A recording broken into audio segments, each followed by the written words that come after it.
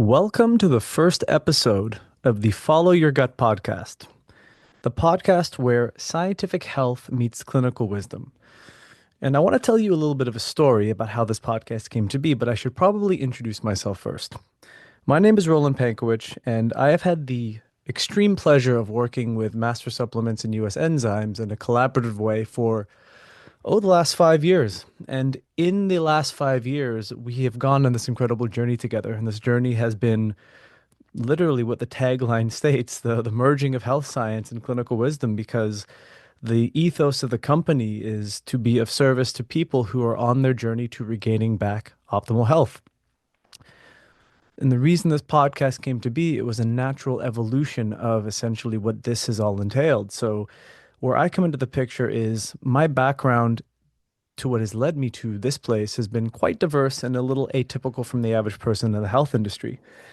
I was a health obsessed kid, partially out of necessity, given the experience I've had with personal and family health challenges, but also out of the sheer fascination with elite athletics, elite human performance, and things of that nature, being an aspiring athlete myself.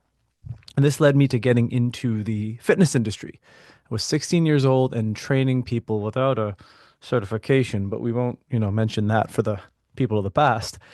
Uh, and it hooked me. It made me absolutely fascinated to know what the human body was capable of doing, but also the pliability and the malleability of what the body could change into based upon the conditions and circumstances that it experienced. And me being me, the status quo was never enough. It got to the point where I sought out to do a mastery level study in the field of exercise mechanics. And I had this incredible mentor. And his one ethos surrounding everything with exercise was the concept of questioning everything. It was borderline neuroses, but probably in the most optimally placed way, because you started to realize that when you questioned the things that you were told, you would elucidate information you would never otherwise think about if you just accepted a fact as truth. There's an old saying that the word belief has the word lie right in the middle of it. And, our beliefs do shape our realities. So for me, it allowed me to understand the personalization aspect of exercise and thus, to some degree, the beginnings of the personalization of health, which led me to the next chapter in my life, which was being a little bit stifled and frustrated in the world of exercise, creating this, call it glass ceiling. At the time, someone said to me, why don't you just become a nutritionist? I mean, people ask you health advice all the time. And I just remember pausing and going, that is a wonderful idea. So the options of what to do were the thing that I dived into next. And it led me to the world of holistic nutrition, which was not quite a typical dietetic style university course or college program, but rather a privatized course that was far more than just theoretical knowledge and information, i.e., facts and books. It was practical aspects of listening to the wisdom of practitioners who are also teachers while being in clinic as professionals. And it entirely opened up my world to a multitude of things, especially a keen interest in the digestive system, because upon graduation, I was asked to be a teacher, which was not only an honor, it was highly stressful at the time because academia as the model student was never my forte because of things like, ADD and being always wanting to know beyond what was being taught, which has served me well, but it was challenging in some regards. So I remember thinking as I was teaching, this is amazing, but we're only working off of symptom analysis and these theoretical constructs. What if I could test? What if I could figure out how to test an individual and figure out what their challenges were like a doctor, but not being a medical professional?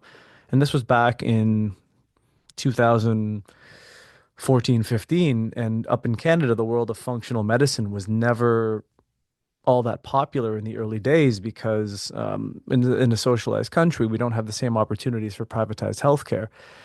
But I remember coming across functional medicine. It was almost guided to me, and I had this cornucopia, if that's the correct word, of opportunities that stemmed up from the ability to just test individuals and get objective data to back up the subjective information that they would bring in.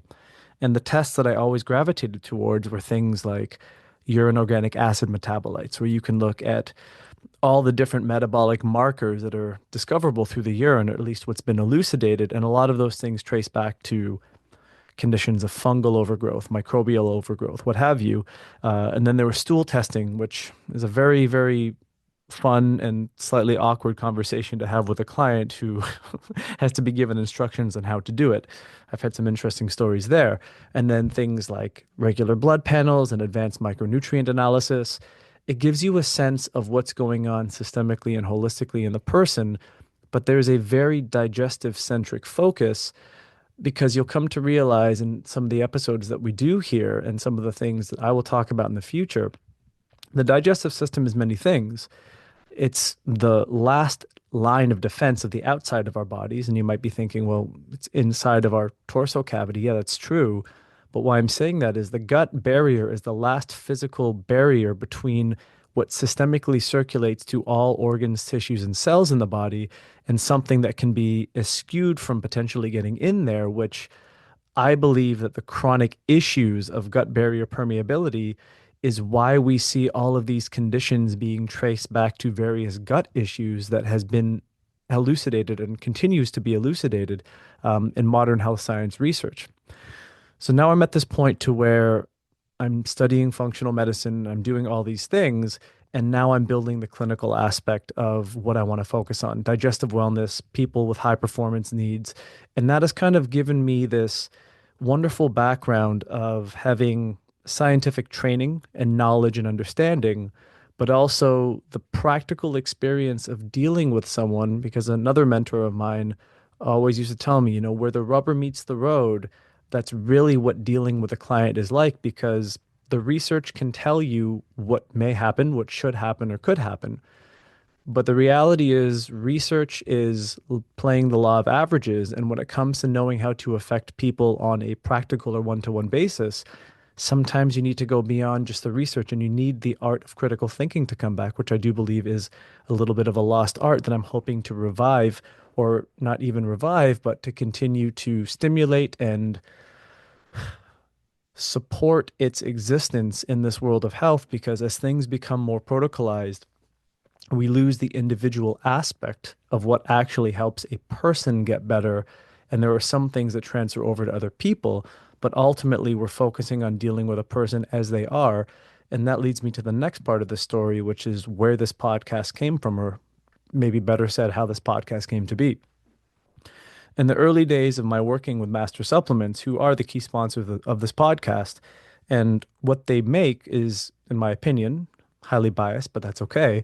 There's the highest quality supplements that focus on all things digestive wellness and beyond. So the early days were very classical in educating about supplement facts, mechanisms of action, translating complex research for people to understand in more subtle and practical ways. And that evolved into eventually going more deeply and understanding how the gut was connected to various other body systems, as mentioned before, the gut brain axis, the gut lung axis, the gut immune axis. All of these things started to build this framework of understanding the interconnectedness of the body. And that then evolved to examining different body systems and then different clinical aspects that can be affected while trying to treat someone with digestive or various health issues.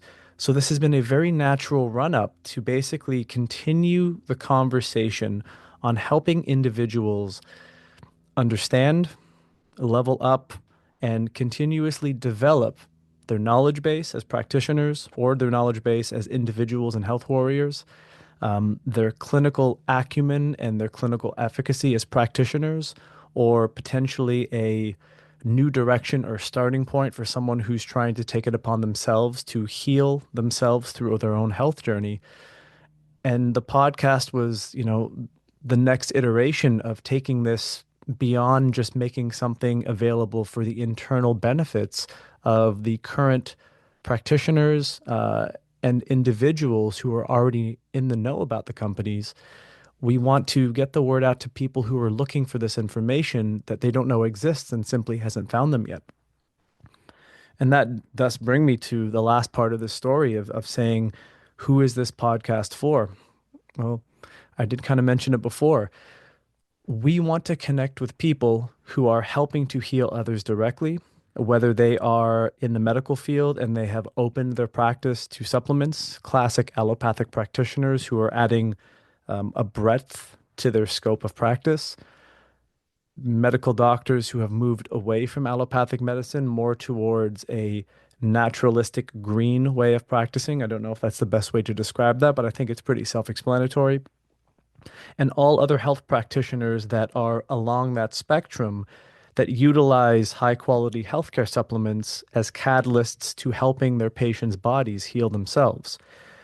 Naturopaths, osteopaths, chiropractors, acupuncturists, all the way up to energy medicine practitioners.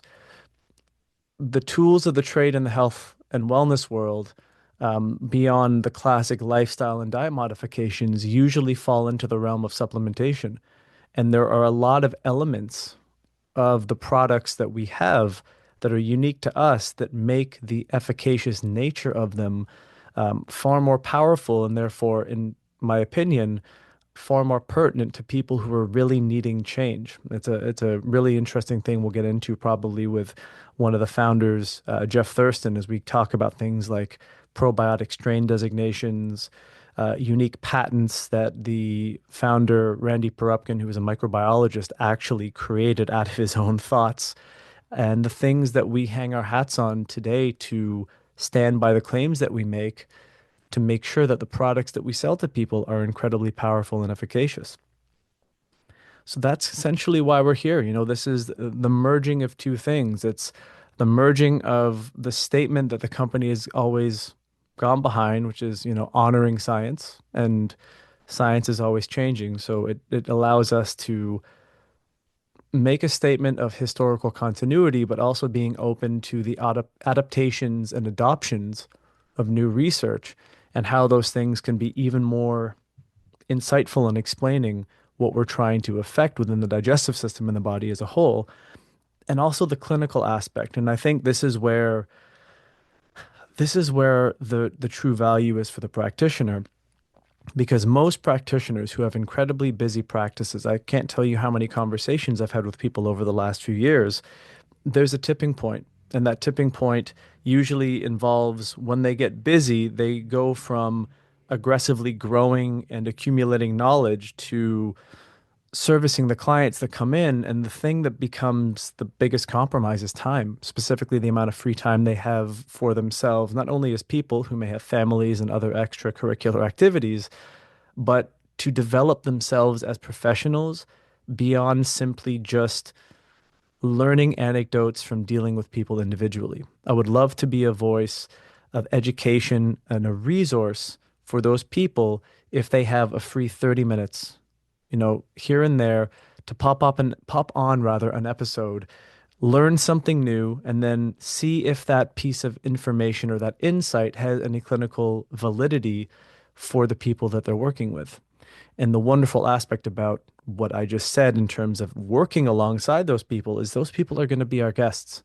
And this is where the health warriors and the individuals benefit from, is you're getting the war stories from being in the trenches, because you never learn more about what does and doesn't work than from working and trying them on people and figuring out what kind of feedback you get from these processes. So it is a really nice way to try to appeal to an incredibly wide audience. Uh, and then we leave it open to interpretation, because nothing in life stands still.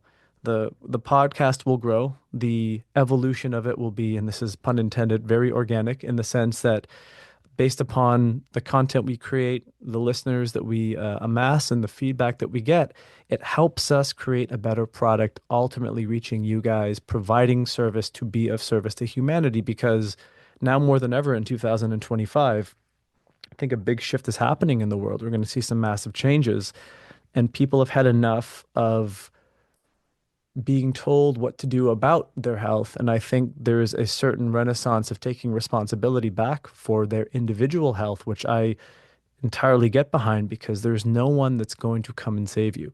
You have to take it upon yourself to facilitate change, because unless change comes from within, Forcible change outside of you is never lasting.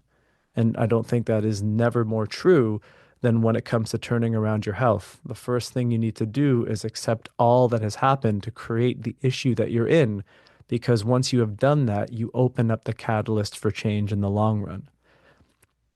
So that's the podcast, the intention, the story of how it came to be, and the ethos in a very quick nutshell.